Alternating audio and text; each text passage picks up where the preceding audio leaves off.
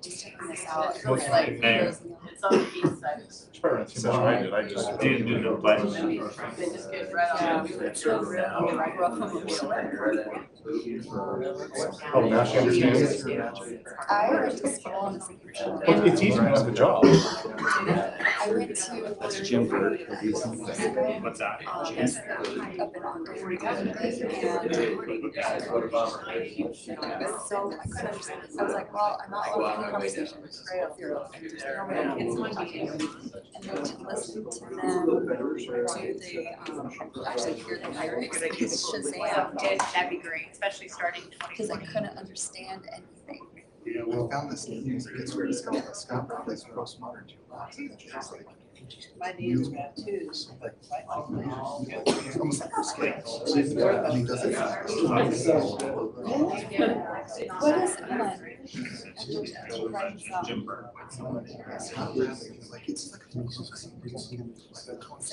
Hey folks, we're about to get ready going. Becky's over here working on the Facebook Live feed that we're going to be putting out there.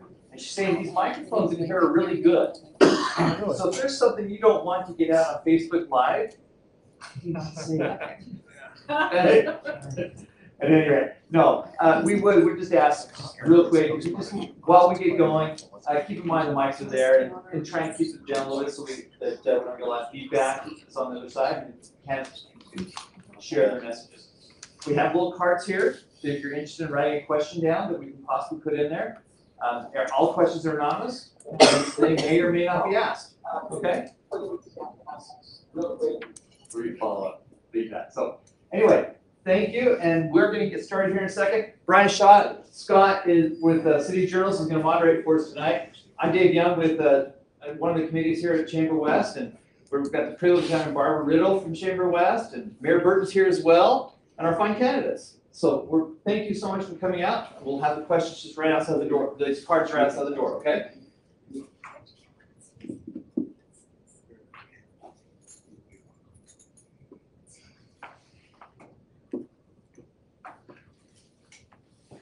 First question. Are you good? I'm kidding. We get to ask Brandy questions? We could ask Brandy. You flipped your yard. Becky, are you good? My yard? No, you flipped your front yard, isn't it? Yes, it is done. Awesome. We removed 5 sprinklers. Up at the parking strip? And how much water, what was your last water bill? Well, we didn't finish till the end of August. So. Ready to start? All right, sounds great. Well, my name is Brian Scott. I'm the publisher of the West Jordan Journal, and I'll be moderating tonight. I'd like to start by thanking the city for letting us use this community room, and then for ChamberWest and Barbara Riddle for hosting and putting this together, along with Dave Young and Becky. So I believe the platform or the way we'll work tonight is we have a opening prayer and pledge, and then we'll go into the Q&A with the candidates. So I believe, Jim Bird, you're going to give the opening prayer. Are we ready for that? I think we're ready for that. Thank you. I don't know where you want me, but here's where I'm going. Our Heavenly Father, we come before you this time and thank thee, Father, for the opportunity to have to gather, the opportunity to listen to these candidates and to listen to their points of view and be able to make our decisions. We pray, Father, that thou might bless us, that we might be able to hear them and understand them and thank them for the opportunities that they have to throw their hats in the ring and be able to do this in our behalf.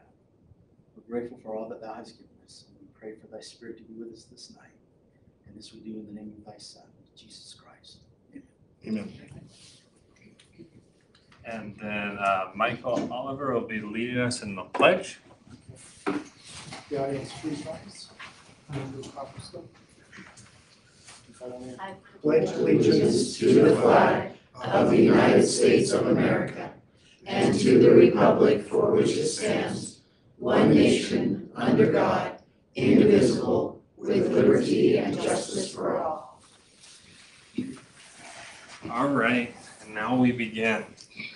So what we'll do is we'll start on one end and we'll come through, and this first round, we're just gonna give you 2 minutes to do an opening, introduce yourself, maybe why you're running, and we'll go from there. So I'll start on the far end and work down. Who's timing?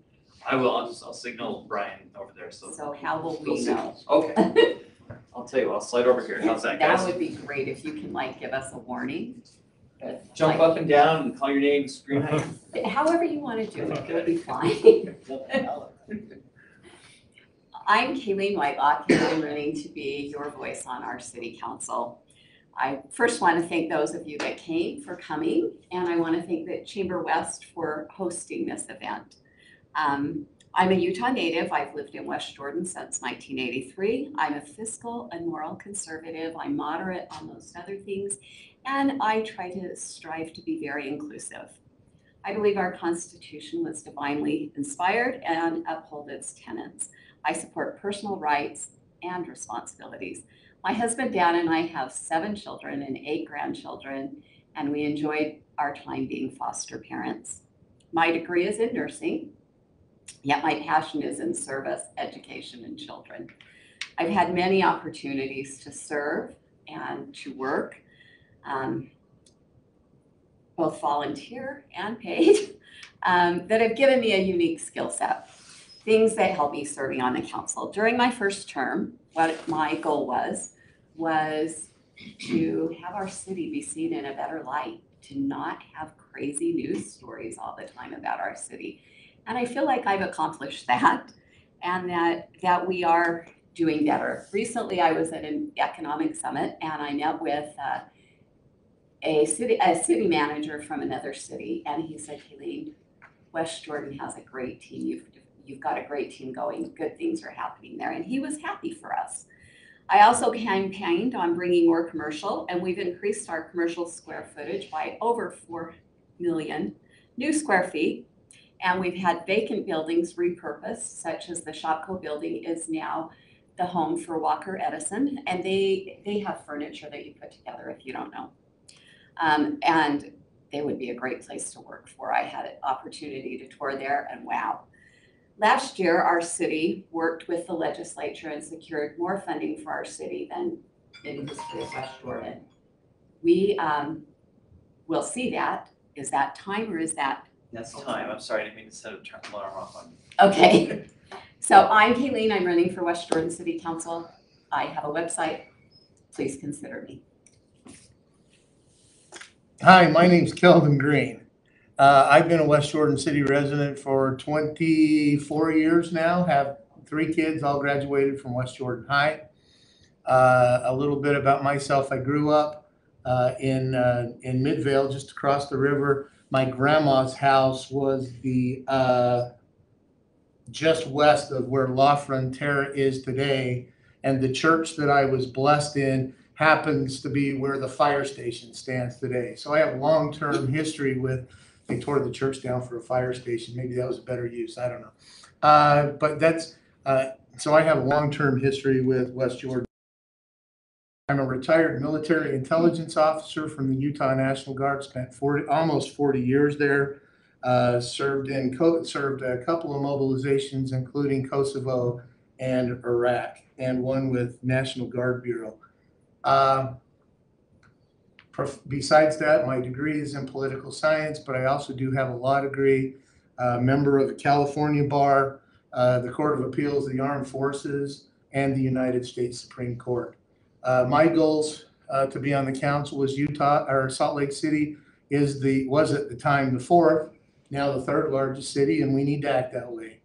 And we need to make sure that we lead out and that we're the leaders of the municipalities and not just a follower.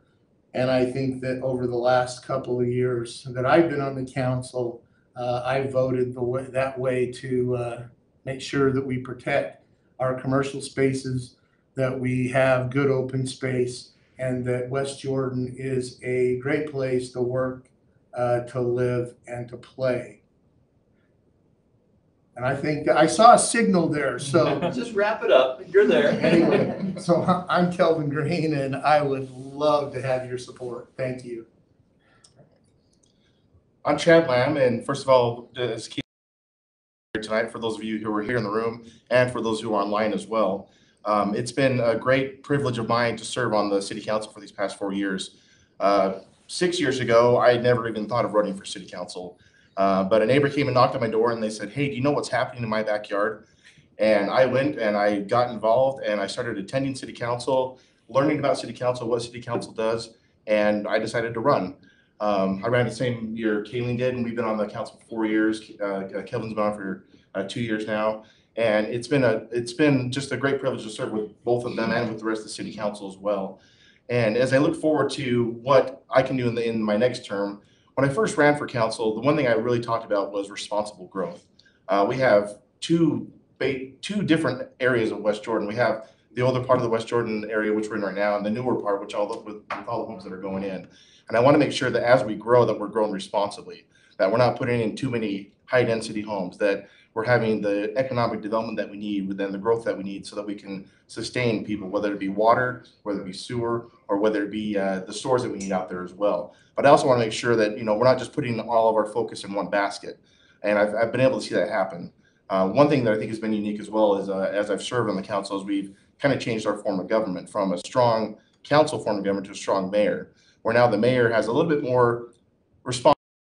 When I first got on the council, I was told that when we put money into water, sewer, anything that comes with your utility bill, that should go into those entities. And now it's not. And so as a council member, that's one thing I'm going to fight for. And even if I don't get elected this round, I will be coming back to citizens saying we need to move away from that. Because right now the 5-year plan is to have that utility transfer keep going in perpetuity. And that's something that as a citizen, I'm not for. I kind of agree with these guys a little bit. They said there's more than one thing, and I think these two kind of marry each other. But I think the resources and the high density. We have a lot of people that are moving in, and this is the valley. We have a lake that's drying up. It's never been so low, and reservoirs I've never seen so low. I think that's a real important feature to think about as we start going forward. The high density, this is kind of a sleepy town. It's like this is a bedroom town. We do have a lot of businesses here, and most of the businesses, they tend to be the backbone. But if I was going to change the two things, it would definitely be have the sustainable growth, both in the business-wise, because some of these data centers, they can take 1 million gallons of water a day. And if that's something that we wanted to use those resources for, then sure. But then we have to consider that this is not going to be the bedroom town that it once was. So there has to be some real good oversight to make sure that we can have the sustainable growth, that we can continue to function inside the high density that we have with the general plan, that it reflects what we want. And so, thanks for that question. That's a great question.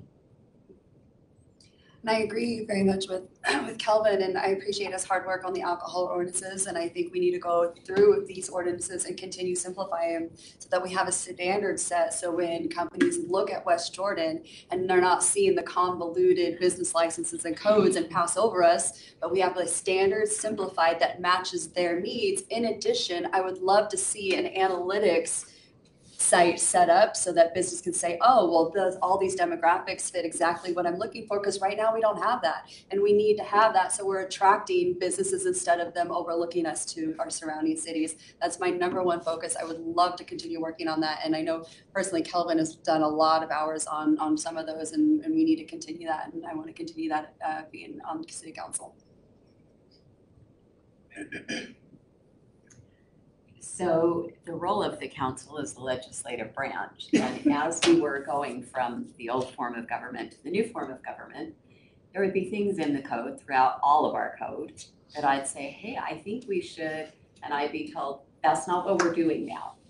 We just need to change it so that the code is updated for the new form of government. So for me, it's not one part of our code. We've done the liquor, we've done landscaping, but that's really how we drive and develop our city, is through our city code.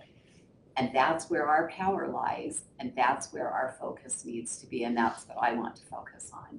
One of the items that, as everyone stated, there's lots of things to focus on, but really our role is the budget and code. The budget has some tweaking that can be looked at, but mostly our code, there are several areas in our code that need to be updated, made friendlier, and they're what steer development in our city, and we need to work on those. And so that's what I would like to continue to do. I helped work on the code, and I'd like to continue so that we can develop the city we want. Great, thank you. Next question. When considering future West Side development, what is one challenge you see, and how would you like the city to overcome that challenge? Start this time? It's all you. Great. The west side is really interesting. First of all, as a city council, we do get to make decisions on land use, and that's important. We get to see what's going on, what's going to happen, and how it will affect the future of our city. The problem with the west side, though, is that we don't own the land. So the developers that buy the land, they're the ones that come to us and say, this is what we want to do. Their plan usually never fits what the council wants to do. It usually fits what they want to do first. And that's when we get to get our input, and we get to put our input into that plan, and then the changes are made. The hardest thing that we've seen, and I know Kayleen and Kelvin will agree with me, is getting commercial out there. Most developers don't want to set aside land for commercial because commercial is hard to bring in. Commercial is hard to keep people there, and it doesn't make as much money as selling homes. However, we know that for the future of West Jordan on the west side, if you don't have that land set aside, it will be gobbled up, and then there won't be anywhere to put your grocery stores or your C stores or any other store that could go out there. Luckily, there's a good development out there. The Peterson development is putting a great development out there with, you've seen the Smiths that is out there. There's the Starbucks that's going out there, and that's great and everything. But we still need to make sure that as we move forward, and then as we have the developers put these projects together, we need to make sure that we're leaving land available for commercial, because if we don't, you're going to hear from the citizens in about 10 years from now saying, hey, why do I have to drive clear to Jordan Landing instead of having something closer to my home right here near Backus Highway? Could you repeat the question so I fully understand it?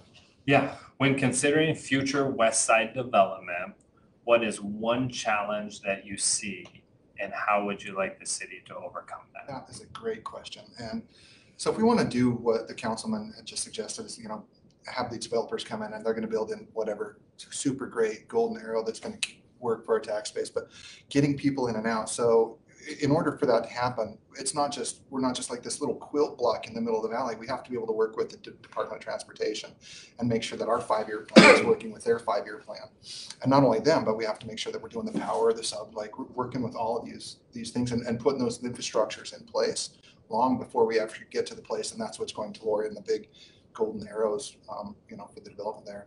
But yeah, so that's what I would say, is we have to work with the other cities to make sure that we can get the commerce in and out, whether that's a service-based commerce and it's just human beings going there, or whether it's, meat packing plants, whatever. So great question. Thank you. I live on the west side. I live out by SR 111, and it's, I have to go through Magna to get to Salt Lake. That was faster than for me to go through West Jordan. And for us out there, yes, we're finally getting some things, but we need more. We need more transportation. We have no bus service out there. There's no tracks out there. There's no the hardest thing for West Side, there's no transportation. If we want residents to be out there and to be mobile and to move and to get to other places in West Jordan, we need to work on that. Do I know how to do that right now? I absolutely have no idea, but it's something I want to work with the council and the mayor and figure out the solutions so that our residents out there aren't just out there in West Jordan. That's what we call it. We don't even call it West Jordan anymore. We call it West Jordan because that's what it is. And if we're building out there so fast, we need to have the infrastructure that supports it. And it's not just with water, it's not just with roads, but it's with our public transportation as well. So I would say the biggest struggle for the west side of our city is that what we want is a well-balanced city. But that isn't what we, as a city, we are a political subdivision of the state. And that is not what the state is desiring out there. So the way that we help the west side of our city to be a well-balanced area is again through what we're doing. We're having the future land use map. We have a committee working on that. We're updating that. Keeping that updated is essential because that's how development is driven. And that is also where entities like the Wasatch Front Regional Council, who actually advises the legislature of how transportation, where you need it, what you need, and they help to put together a graphic of, who gets what, when, and how, and then the legislature goes and looks at that, and then they do their jockeying to determine who is going to get that money based on who's there. So what we need to work on is really looking at those long-term plans, having them in place, keeping them up to date, so that when developers come in and the legislature comes in, we have a solid plan that we can be partner with them on. And Pamela is right, we have to work with those outside entities that bring in the transportation. And Wasatch Front Regional Council is one of the big ones. When in my mind, I used to think UDOT, but it's really this entity that really drives the transportation. And they are, just so everyone knows, they are looking at, there's a rail line that is kind of on our border and Kennecott, Rio Tinto's border. There's a rail line there and they're looking at that as a future tracks rail line. So there are some things there, but it takes collaboration with those entities. The single biggest challenge with the 2,400 acres that is sitting there vacant on the west side of West Jordan is the Utah legislature. The issue that we have is that the legislature, and this is no dig against the legislature, but they're comprised of developers, and developers want to build homes. What we cannot afford to do, and that's why we have some plans in place, particularly the Southwest Quadrant Initiative that we're trying to make as part of as part of the stool between the Inland Port Authority, the Southwest Quadrant, and Silicon Slopes and the Draper Prison Project, is the message that we're trying to send to the Utah legislature is that all 2,400 acres that are open in West Jordan City are not available for homes. What we need commercial, and cities cannot afford to be a bedroom community. We cannot afford that if we don't have any commercial tax base, we can't afford to increase property taxes because homes cost, regular homes cost more to provide services to than businesses, and so we need that commercial tax base.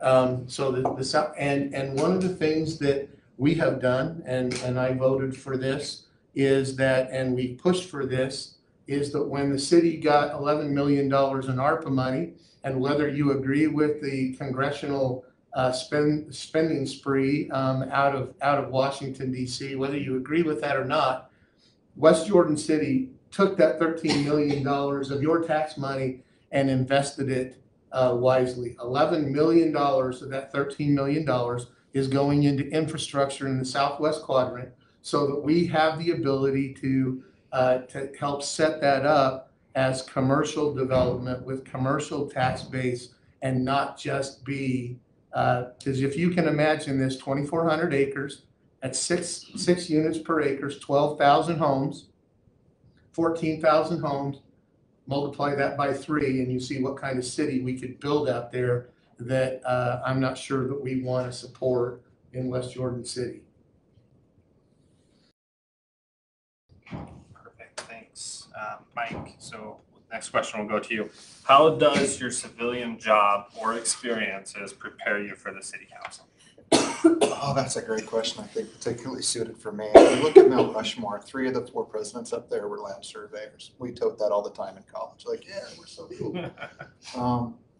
But I think it definitely gives me an advantage over anybody up here. And like I say, I respect them for being here. But I mean, seeing a city born from, like, you take the pebbles for the underneath the asphalt and everything that goes under the asphalt, the storm, the water, the sewer, the power lines above it, the houses, the subdivisions, the high rises, the bridges. Like, they lay down, like, for me, like, this is what I do. And I love it and I'm really good at it. And I think that that talent would really yield well for the city to be able to help, deal with all the aforementioned entities and the political things that go into it, the code that, being able to read that and working with the developers. I'm a big believer that, if you just get out of the way, like the developing, like that's going to happen. Somebody had mentioned making it easier to get a business license, and that's a great step, like making it so the businesses want to be here, and getting that tax base, whether that's a little mom and pop, burger shop, or whether that's Amazon. So yeah, that's a great question. Thank you for giving me that. As an account manager, business development, and product manager, my whole life is relationships and working with people and teaching people and finding solutions that work on sets. We're always challenges that we have to overcome, and that's with life in general. And taking that background of relationship and business development and product management to a city council, as well as being a mom of 4, I mean, that right there is probably my number one, is overcoming every single challenge a family and a mom and a single mom can do, and bringing that to the table of a city council is so vital in giving those ideas and allowing those ideas and listening to ideas and bringing together all sides of a thought process to create a solution. That's key to me on being on city council, is listening to everybody and coming together. And that's what my job has been doing for the last 20 years. So as I said, my background is nursing. I've served on the state PTA. And in nursing, I worked and had to develop and write operating manuals, procedural manuals. I also, on the state PTA, wrote resolutions, which is how a city council functions. That's how you pass code, is through resolution. I've written those. And I would say my experience serving not only on Jordan School Board, but on the city council for the past 4 years has helped me, because I've developed many relationships with current legislators. And as a political subdivision of the state, it's really vital that our city have the ear of those legislators and that we have good working relationships with them. And so I feel that my background suits me well for this position.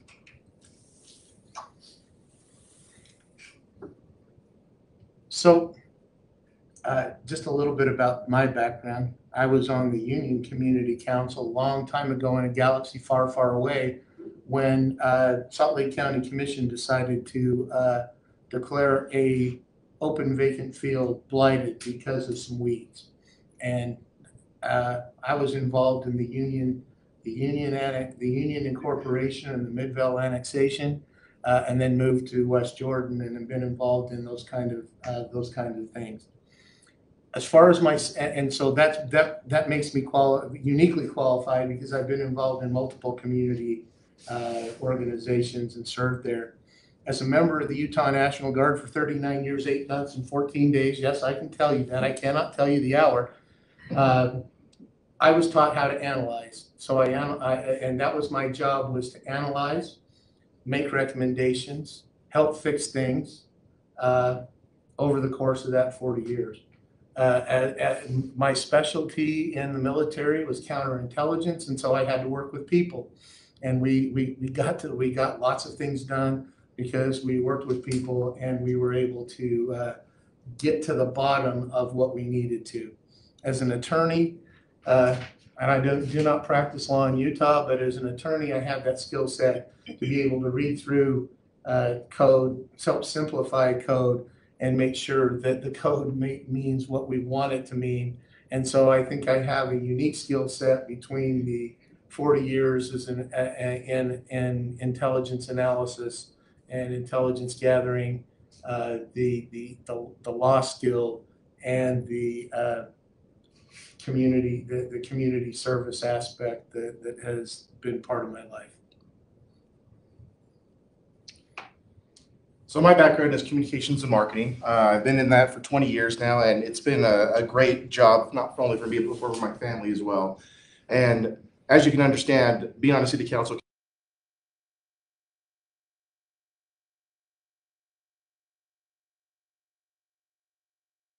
how we can make them happen for the city. Also in marketing, it requires a lot of planning. I can't just sit there and throw out a marketing campaign that I think will just hit everybody. I've got to do a campaign that's going to be able to hit those that are looking for the message, hit those that are looking for a certain product, and also reach those people in a certain way that they'll want to buy that product.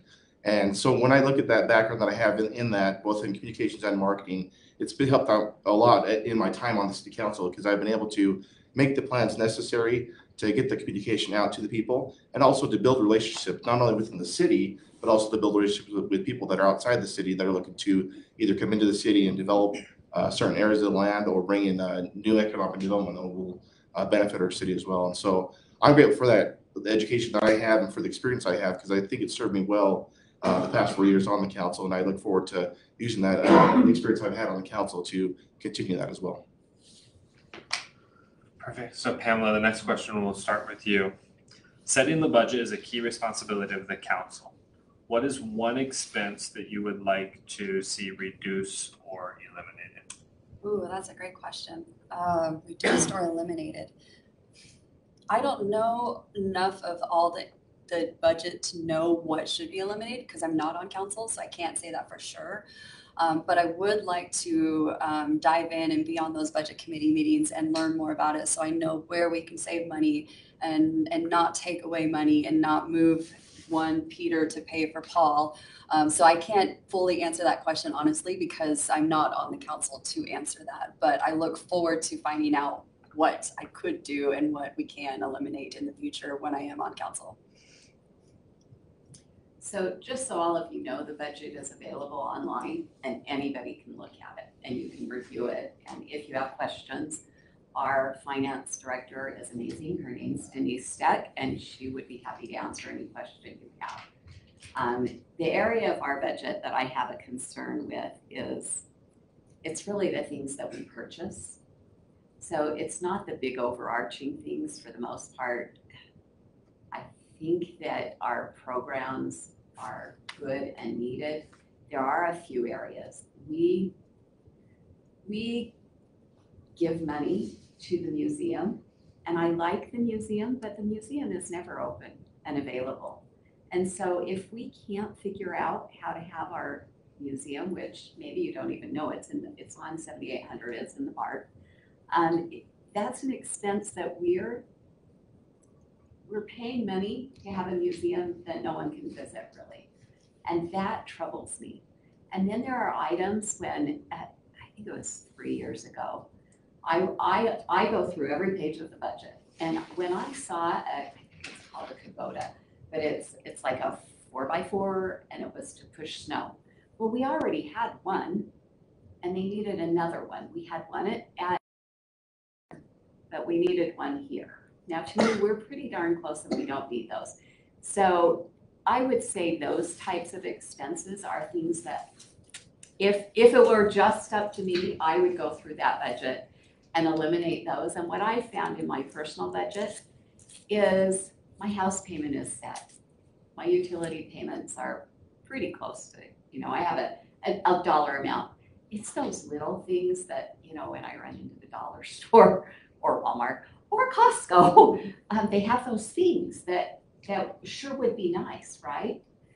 But are they needed? And sometimes I feel like we buy things that are needed, not needed, but would be nice. And we need to stick to needs.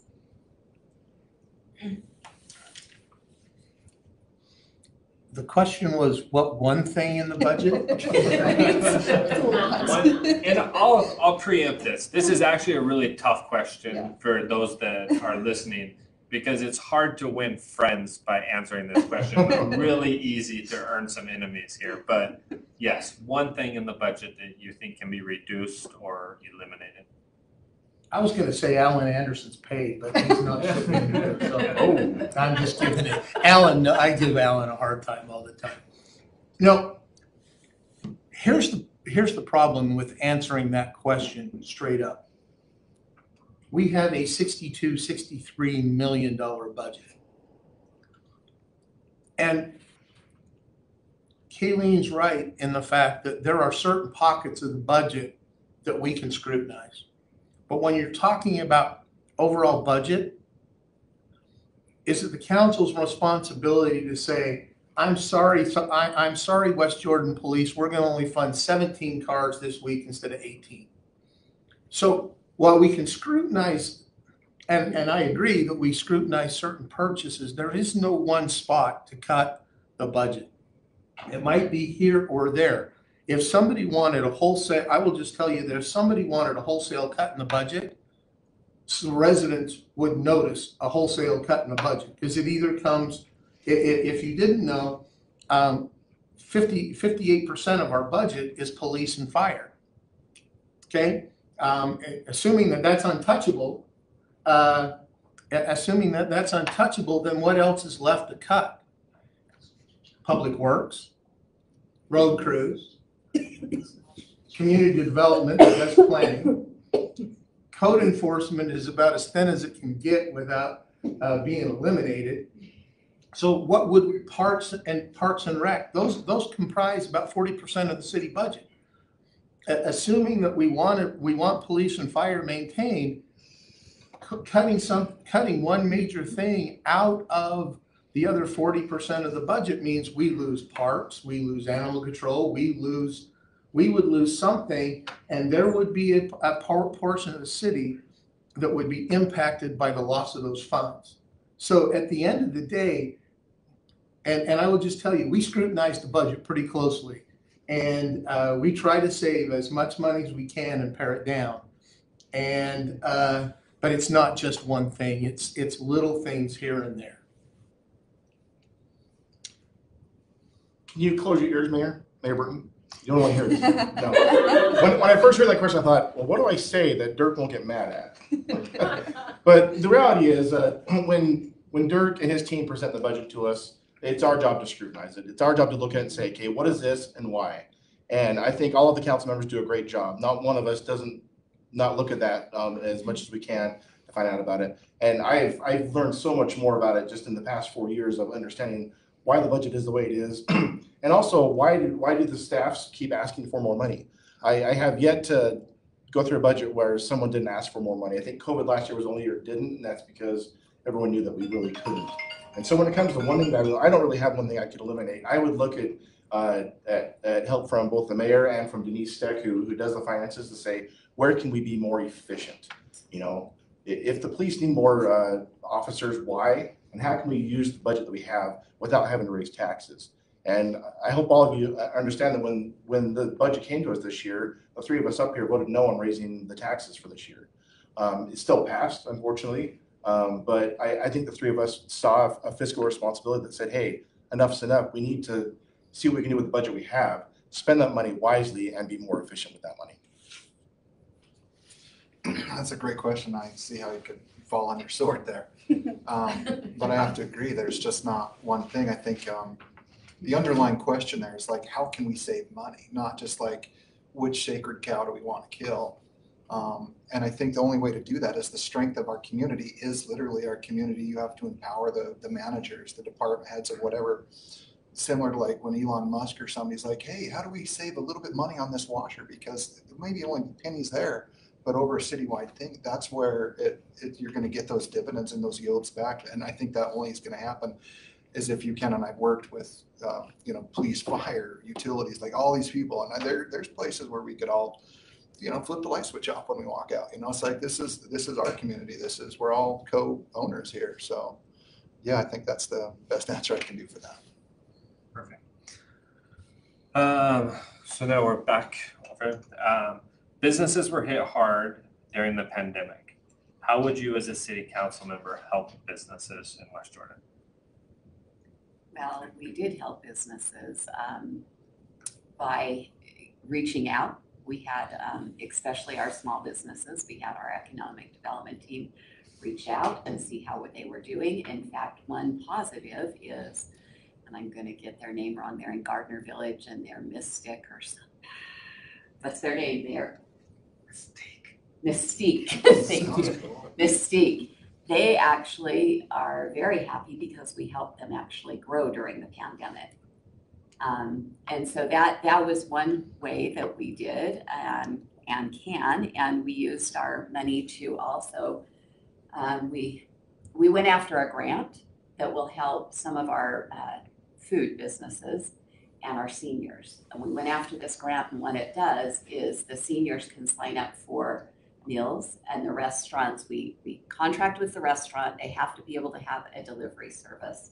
We then realized, oh, some of these small mom and pop places are having a hard time with that. So we found a delivery service to help them, and the seniors can order these meals and have them delivered a few times a week. And so that's helping the small businesses and our seniors. So it's just reaching out and finding out what they needed during the pandemic, and that's what we did. And those are a couple of examples of how we helped.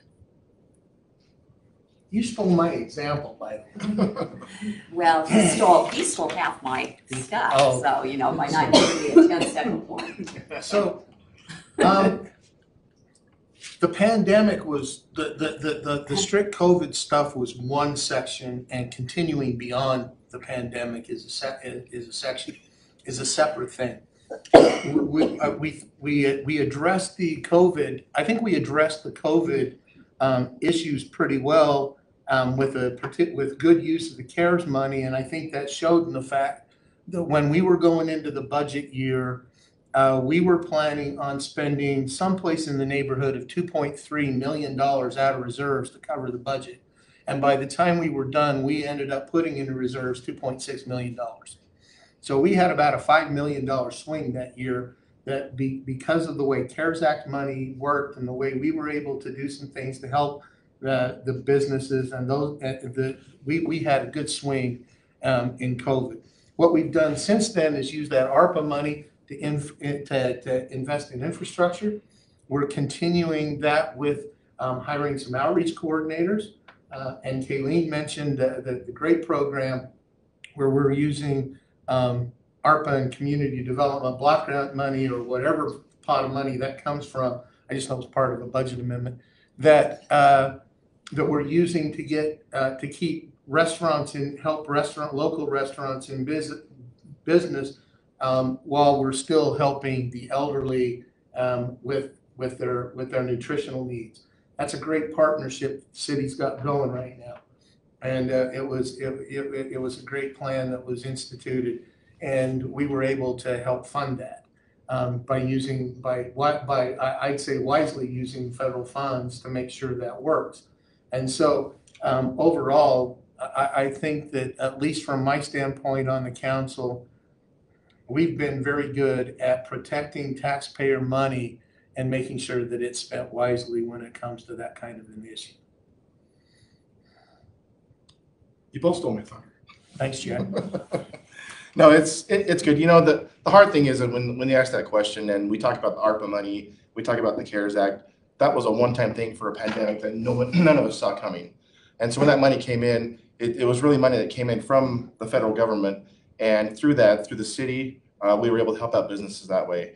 And so I think it's important for us as a city council to look and see, okay, how did that work? Why did it work? And what can we do to use that for our future businesses as well? Because there will be a time, I'm not predicting another pandemic, hopefully, don't want none of those, but there will be a time again where businesses will have a time they might suffer or a time that they might need help. We have a great economic development office, and I would always say to businesses, reach out to your council members, reach out to Mayor Burton. We can point you in the right direction. The other thing I'll say too is our chamber. I know I'm putting a plug in here for ChamberWest, but chambers do a great job of helping out businesses. And if they ever need help, our chamber, ChamberWest, there's also the West Jordan Chamber, which is in the city as well. The chambers can help those businesses see how they can survive, see how they can get help when they need it financially, or just maybe some volunteers that can come in and help. It's important that we all work together as a community, because we as citizens, we want everybody to succeed. It's not just we don't want to pick this business and that business. We want all businesses to succeed, because when they succeed, more businesses come into our city. That's another great question. I think the biggest thing that any government entity can do to stimulate business is just to get out of the way. If it's a good business model, it will succeed. And if it doesn't, then sometimes you just get to reevaluate your business model and go at it again. And sometimes it takes a couple times to succeed. I think one of the biggest problems we have is the personnel. Everybody's got a help wanted sign out, everybody. And frankly, most of the business owners I know have had boon years. Like, it's been really good for a lot of people, but I also understand that like service-based industries where you had to have face-to-face, like, how could any government really, you can't, like, I mean, it's, heart goes out to you, but like, you know, just getting people in there, and that happens with the chamber's help. Like, people's like, you know what, come to our city. There's a great business right here. Let's go check it out. And one of the things I wish that they would do on a national level, and I think with globalization they really can't, is encourage people to buy local. It used to be a buy American. It's like, you know what, do your business in West Jordan. Go down to Gardner Village. Go down to those mom and pop shops, because that's, like I say, the backbone of our country. Thank you for the time. Being in an industry that was hit severely hard, where I've lost most of my savings and my business from COVID, this one hits me hard. But I've also been an ambassador for a chamber, and having that relationship with your local businesses, with the chamber and with the city council can really make all the difference in the world. Because as you build the relationships, and Mayor Burton's great at this, you know, the businesses know who he is. And when you have that relationship in your own community and your own city, we will know the needs. We won't have to go out and ask. We won't have to say, how are you doing? How are you doing? We're going to know, but we have to continue building those relationships. And with the chamber and with the liaison and with the mayor and with our economic development, we can do that. And we just got to keep building those relationships and build off the success that we've had over this last couple of years with the senior citizens and with the restaurants, and use that success and expand that. And as we expand that, we're going to keep growing our community. And that's how we can leverage what has happened with COVID and make it into a positive.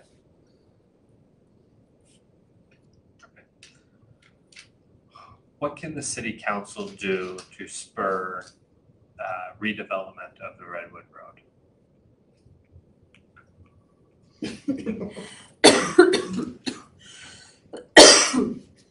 I guess I'm going first on this one. So that means I have to go last. Come on, then you get to go last. What can the council do? Set a good vision of what we want Redwood Road to look like, or at least help. And the other issue is, and we all know, I'll back up. The corner of 78th and Redwood is owned by a third party. Jordan School District has it, and unless Jordan School District's made whole, nothing's going to happen on that corner. So what we have to do as a council is, one, is to help establish a vision of, and we've seen multiple plans, and we saw that an article even in the West Jordan Journal not too long ago about multiple plans. It's not about a plan, it's about the vision of what needs to be there and finding the right people. And it's not just one organization. It's going to require West Jordan City to come together. It's going to require us working with UTA. It's going to require us working with the county. It's going to require us working with the legislature. It's going to require us working with Jordan School District to get something that works. It's not that project's not going to pencil out until we have the right vision with the right developer, and and hopefully that will come soon. But what we have to do is we have to set first off, we have to set the tone. I know that there was several years ago, a couple of developers were told, no, we don't ever want anything that, I don't know what they were told, but they were told that, no, we're not interested in dealing with that property at a particular point in time. So we have to send a message that we're open for business, that we want the business, and that we're ready to negotiate and we're willing to work with multiple partners, and that we can work with multiple partners. And I would just suggest that my experience on the council, we've worked with some developers and develop those relationships that shows that we can set that vision and work with them, that we can make that work. Kayleen, I think we had this question 4 years ago, right? And 4 years before that. And 4 years before that, 4 years before that. There's been many plans that have come forth. Here's the thing, I'm a resident here. I live just off 78 South and about 5200 South, just off 13th West. And the whole time I lived here for 20 years, that's been either it was a dilapidated shopping mall because everything had moved out, or now it's the Jordan School District, which I have nothing against Jordan School District. It's just that should be a retail corner. That should be a place where people can go to shop, place where people can live, a place where people can dine out. Or I always hear about, hey, we need a steakhouse. We don't have a steakhouse in West Jordan.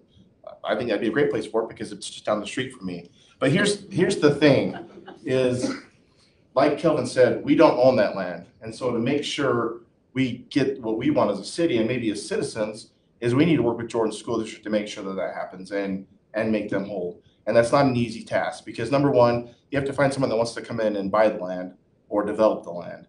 And then we have to find a place to put Jordan School District as well. The one thing I can say is that on my first year on the council, and Kayleen probably was too, we did start making thoughts and plans and seeing, you know, what can we do to make this move forward. And then COVID hit and it's kind of taking a back seat. Now that COVID's over and we're seeing the economy start to rise again, we're actually looking back into that again. We're already talking with Mayor Burton and his staff and trying to see what can we do to make that next step.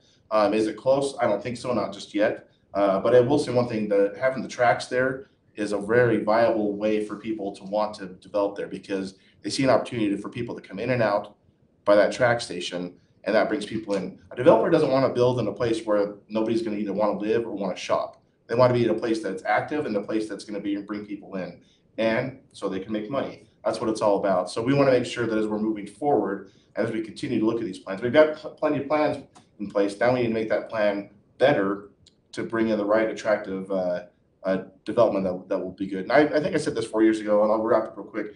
I'd like something like in San Antonio on the Riverwalk. I know we can't have a river over there, but I'd love to be able to, on a Friday night or Saturday night, just head over to Redwood Road and go to a restaurant, go to a movie, and enjoy my time here in West Jordan. I think the question was more about Redwood Road in its entirety, not just one specific area. And I did get to work in Houston for a while where they don't have a general plan. Like it was just kind of like, woohoo, we're gonna do whatever.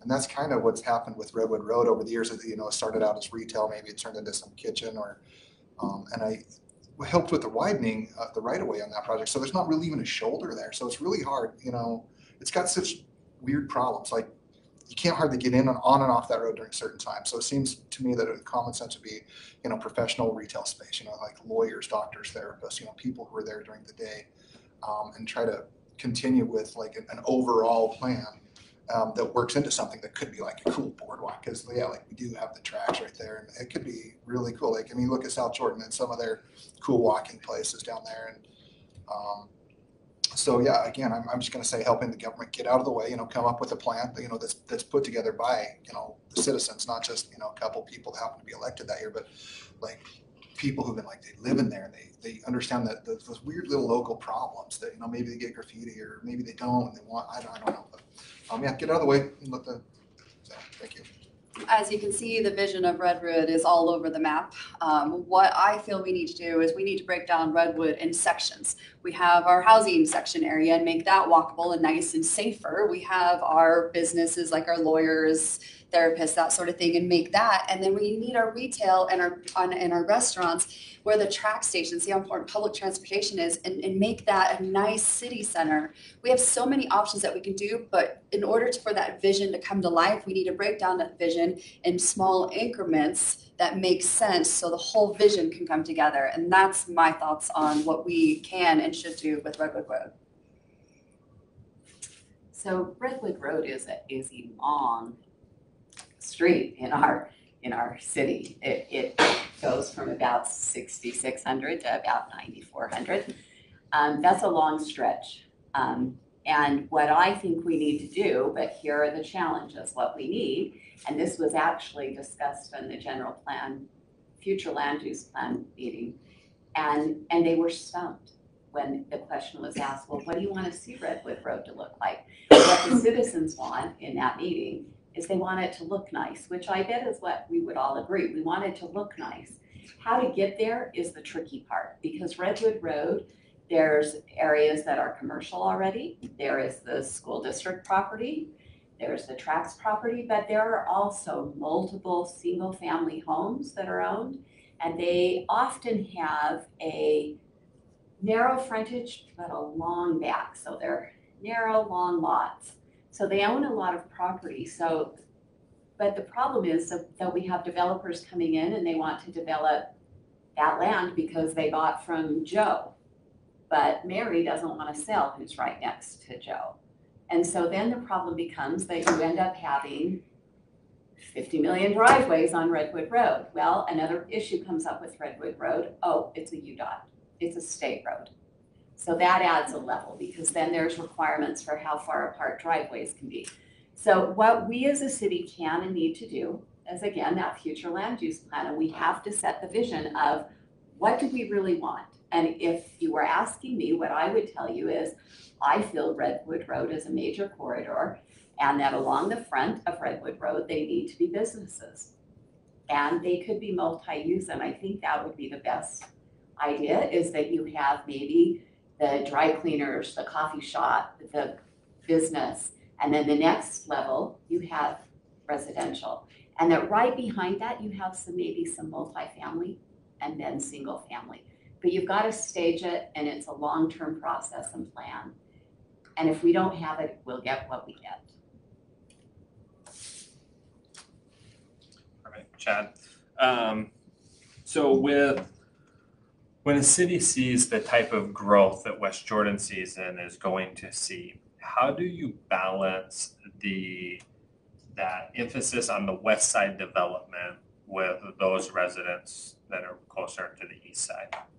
So like you talked earlier about the $11 million of funds out of 13 that went to the west side. How do you balance that with the residents on the east side? Well, I mean, the first thing you have to realize that when you're on a city council is you have different areas of the city that have the different growth. And so as I've been on the council and I've talked to the people on the west side versus the east side, they both want different things. The balance has been not easy, I'll say that, because the west side wants more commercial. They don't want to drive farther east to go shopping, and the east side doesn't want to be left behind. And so what I've seen as I've been on the council is we've been able to listen to their needs, because each one of them have different needs, and they also want to bring in those things that they're going to want. The hardest thing you have on the east side is, like Kayleen was saying, there's pockets of people are they're buying these small parcels of land and putting in 3 or 4 houses, but on the west side you're putting in 300 to 400 houses, and so it's a different feeling on both sides of the city. And so what I'd like to see is just to make sure that we're balancing that with both the west side and the east side. The east side people aren't being just left behind because we're just thinking west side development, but we're also looking at how can we make the east side better. In my area, one thing I don't have is I don't have a park in my area. You go to different areas of West Jordan and they have these small pocket parks. And that was probably bad planning back then, because right now you can't just go in and just take out a house and put in a park. But for us on the east side where I live, we would have liked to have those parks, but they weren't planned a few years ago.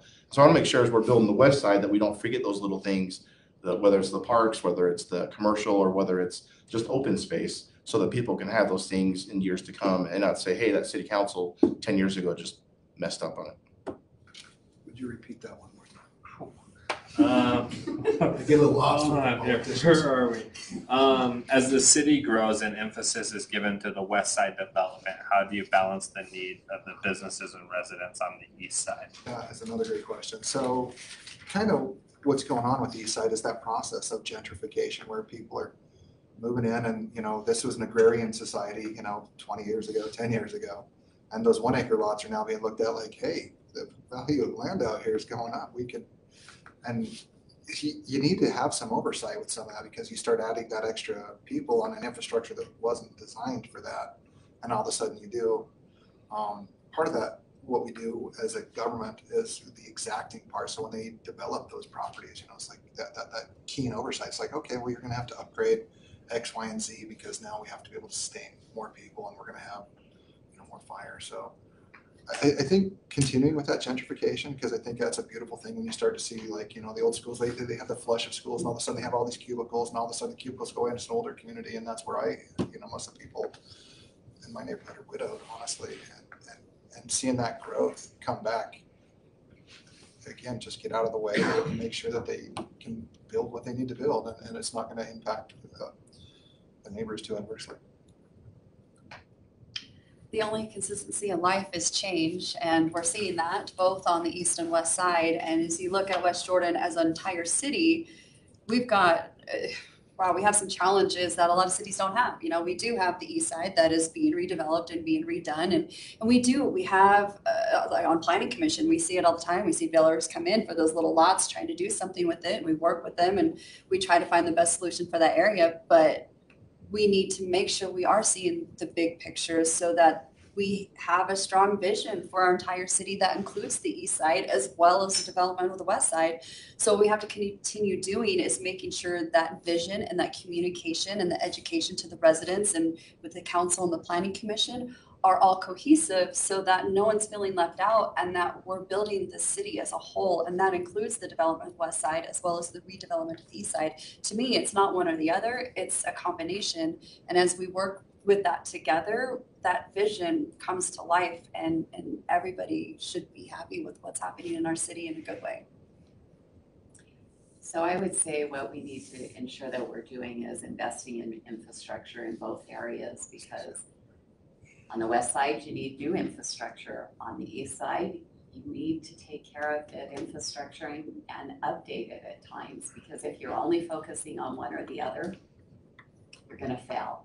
The only way for our city to rise is to rise together. We have to look at it as a comprehensive city and not the west side and the east side. They have different needs, but their needs are similar. Both sides want to have, everyone wants to have a steakhouse, I'm telling you. A steakhouse and Trader Joe's. You knock doors, you'll know. That's what people at West Jordan want. They'd like a nice steakhouse and a Trader Joe's. Well, where do you put it? That's not up to us, that's up to the developers. So what's up to us is ensuring the infrastructure is workable on both sides. And that's really what our role is and what we need to ensure we're doing, that we're keeping the east side up and building the west side up. I'd sum it all up as a balance. It is a balancing act. We have to make sure that the east side infrastructure is being replaced while new infrastructure is being put in. Sometimes what happens, and we see this a lot, is that it also becomes an education piece. We hear people in certain areas say, well, we're paying for all the growth on the west side. Well, they're not. It's the impact fees. What you're paying for is the replacement of the infrastructure because it's old. You know, when you look at the age of certain parts of West Jordan City, not too far from this building, some of those homes were put in 1930s, 1940s. And the infrastructure's at least that old, or maybe as old as Archibald Gardner was when he built it in 1848, whatever. And so it's a balancing act. It's also a balancing act when we come to development. We try to make sure that it's balanced appropriately based on infrastructure and infrastructure needs.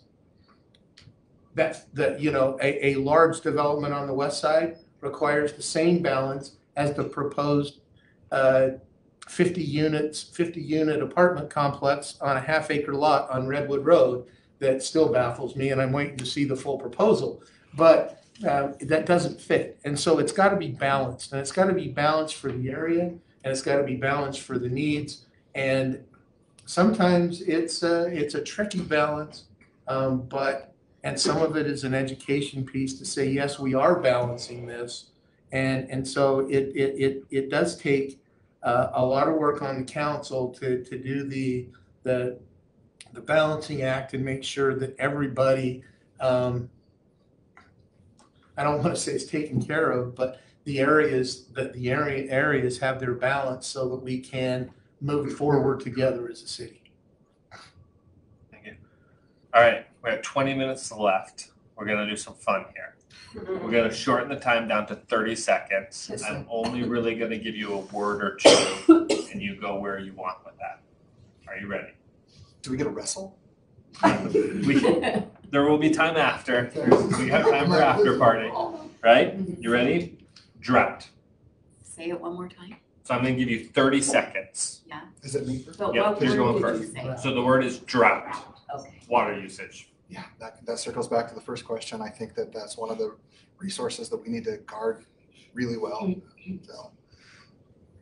So we just built another $1 million or $1 million gallon tank up on the west side. We're pulling water out of there like crazy. We just need to conserve. We need to have less green space. my yellow lawn, my water bill, and honestly, making sure we have enough resources for all the residents here and making that happen. Landscape ordinance, water fees.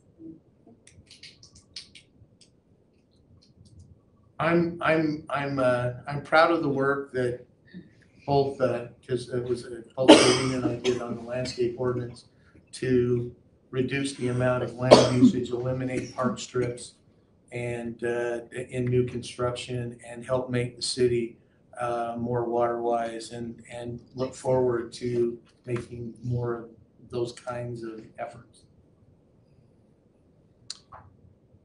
When I think of drought, I think of my home and I think of I have control of how much water I use. And so every day I'm looking to find ways that I can conserve water in my home.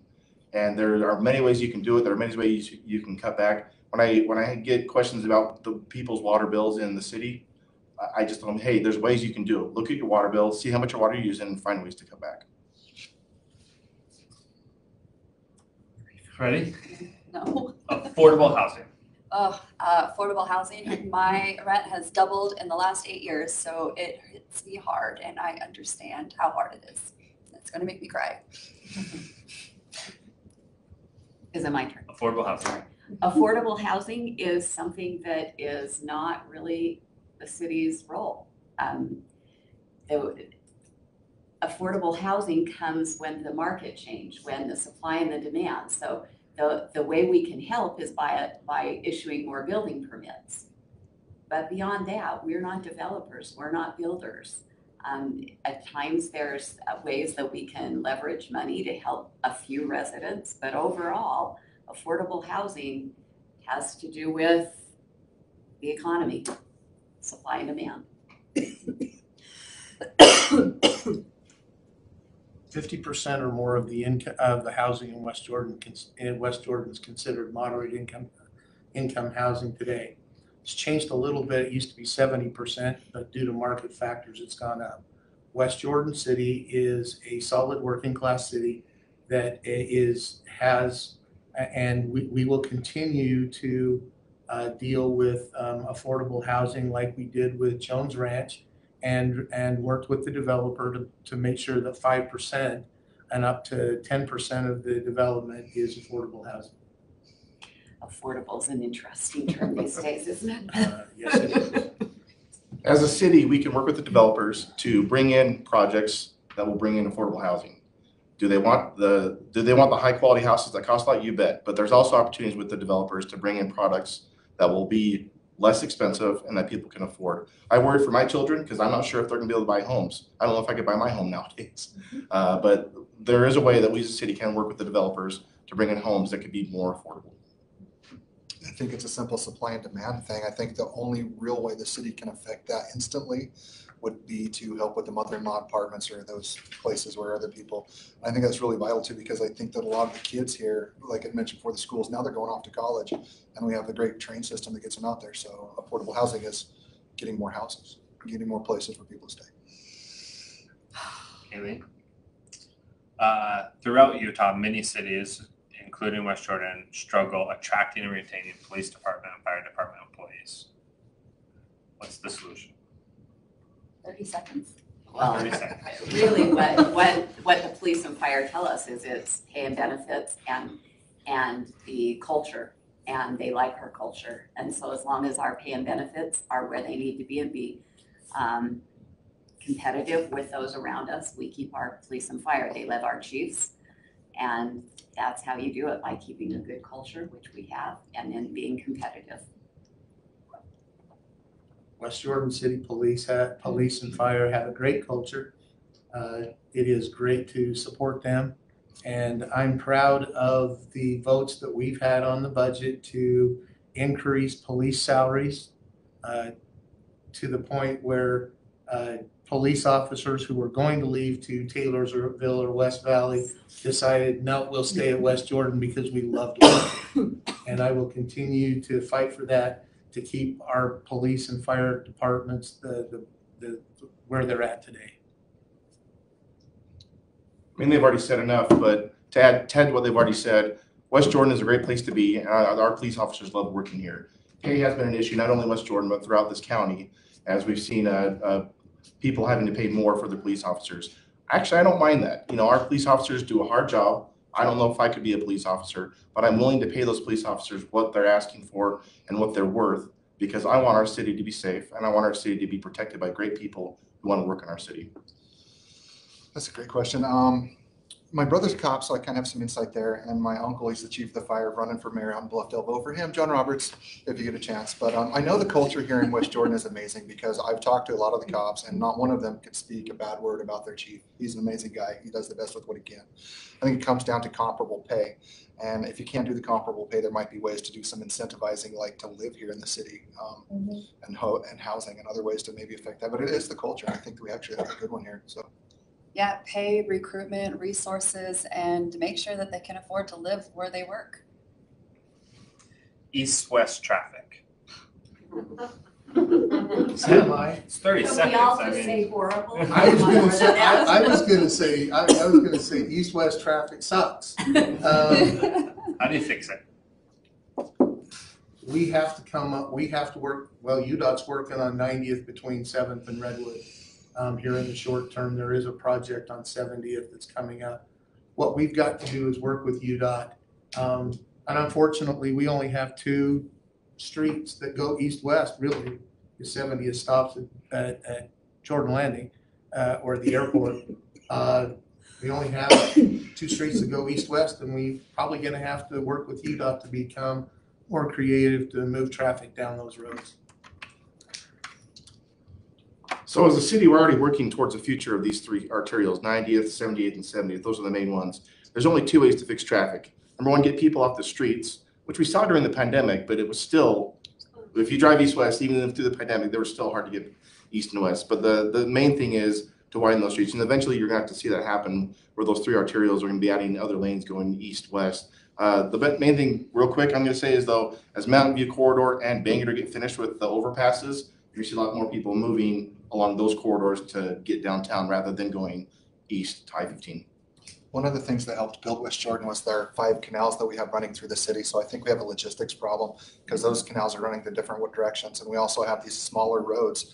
And so the only way we can do that is get more road or less people. And I think that we're not going to get less people, we're going to get only more people. So we need to make sure we're updating that. But it's a logistics and it's a design issue, it's an engineering issue, which I'm good for. So.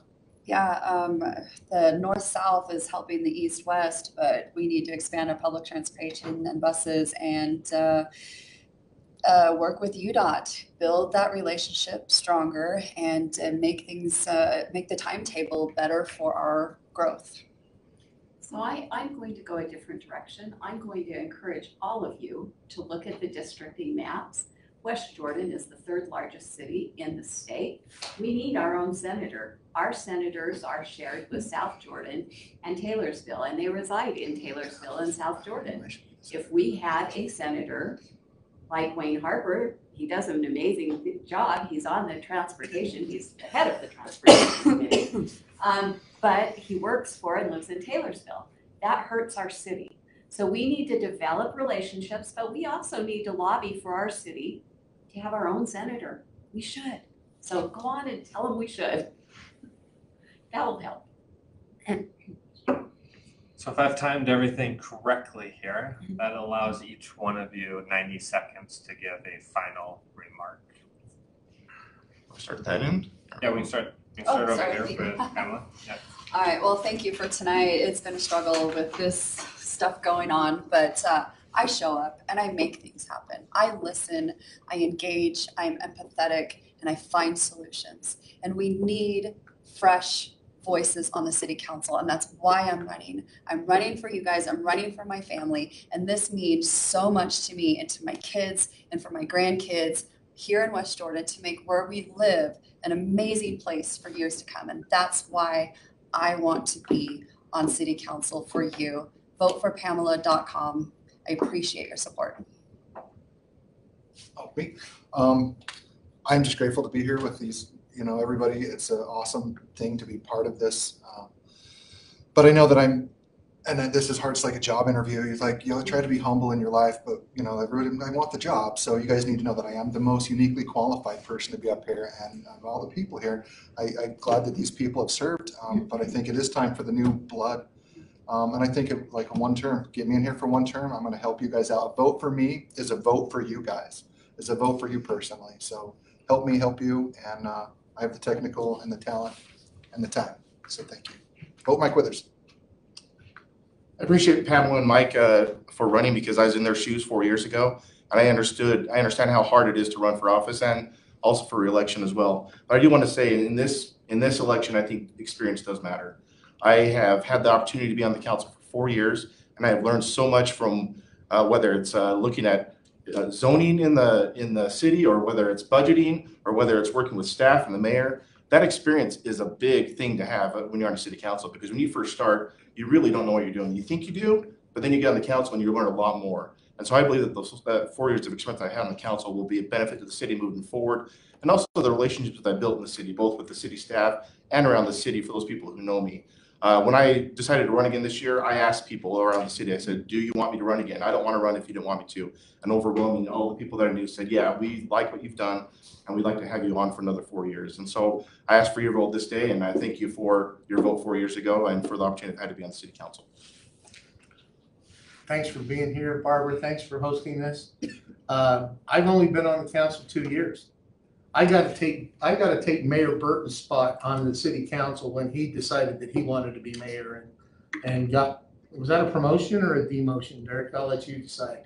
So I've been here 2 years, and I want to keep that momentum moving forward. We've made lots of good changes. Keep in mind that we're still in a transition between the old form of government and the new form of government, and we need some continuity. We need some strong people. I'm that person and we have worked with the mayor a lot to make sure that, and sometimes to some of the other members of the council saying, why are you supporting the mayor this week? Because I want to make this form of government work. We're still in transition.